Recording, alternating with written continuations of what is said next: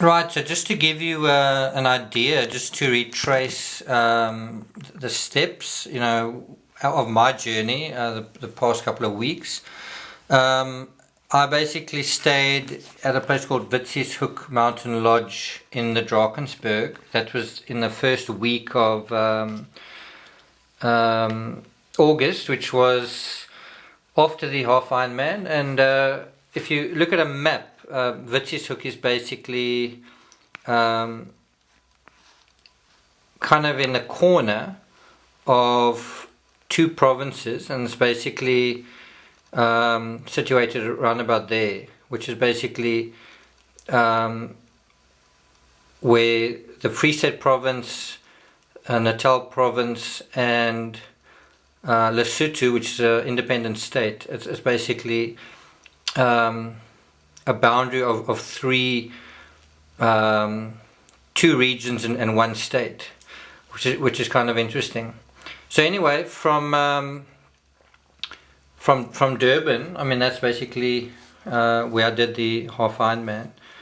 I went to Montesources. I then went home, and I was there for 2 weeks and finished Fugitive. Took about 2 weeks to write. Anyway, so having published the book and gone on from there, I've then driven this route, which is around about 500 kilometers to Beaufort West. This is where I'm staying tonight, and from there I'm going through to George and staying in a sort of tented place over here, which I'll be reviewing for them. And then I'm doing a trail run. I may be staying in Mossel Bay the next day or going straight through to Cape Town. I've got a little bit of business to take care of there.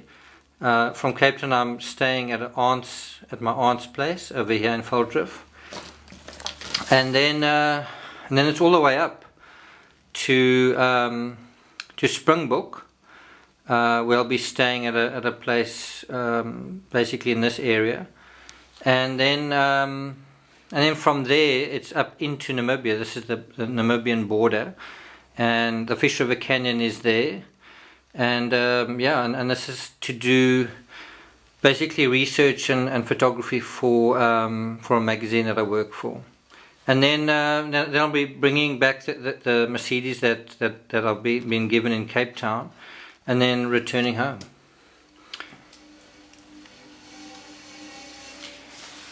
Yeah, so kind of the context of this trip to some extent is the shootings of those journalists in Virginia, and then Oscar, it's just been announced that Oscar will have his parole hearing on the 18th of September, which is around about 3 weeks from now. But on the way here to Beaufort West, driving through the nothingness,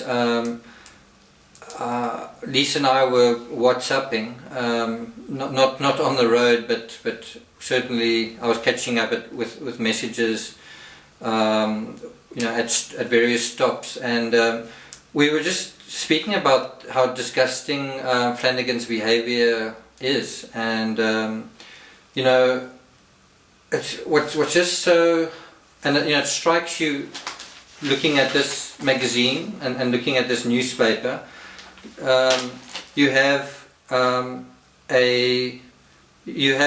in South Africa you have the Griquastad murders, which took place around about Easter in 2012. Then Oscar shoots Reva, February 2013.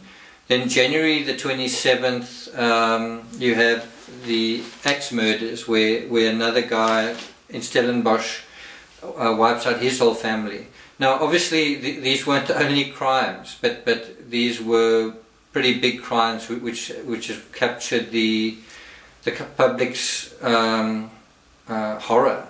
So I'm just saying, each year now, almost like clockwork, you've had these absolutely horrendous crimes, and two of these are literally young men wiping out the entire families, right? And then if you juxtapose that with the murder of these two journalists, and then the Holmes the Holmes trial, which is where a young man went into a theatre in America and he wiped out people who were watching The Dark Knight. I think it was The Dark Knight Rises. Anyway, and then once you sort of wonder what is going on with these people. Why are these people doing what they're doing? And you look at a guy like Holmes. He actually says that he did it for his self-worth. He basically killed people in order to feel better about himself. And we get the same sense from Flanagan, who sees a crime going on in, I think it was Charleston, in that church, and then he wants to do the same thing. He wants to address his failures, he wants to address his fragmented self, he wants to address his frustrations by killing people. And I was just saying to Lisa, you know, that kind of psychology comes from someone who's completely fragmented, completely disconnected.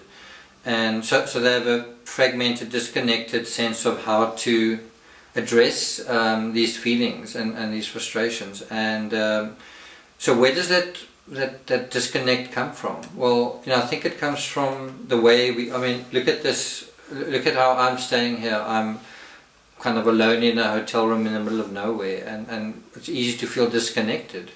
You know, if one is on your phone all the time, or you know, on social media all the time, as much as one feels you're connecting, you're actually disconnected from the real human interactions. When one's watching television, when one is, you know, I'm not sure whether Flanagan was a heavy consumer of gay pornography, but it's just been in the news that he was registered to these sites. So, you know, he loses his job. I don't know how much time he spent on that. I don't know what he was doing, but, you know, then your situation doesn't change. And I read a quote somewhere that said, if you do nothing, nothing changes.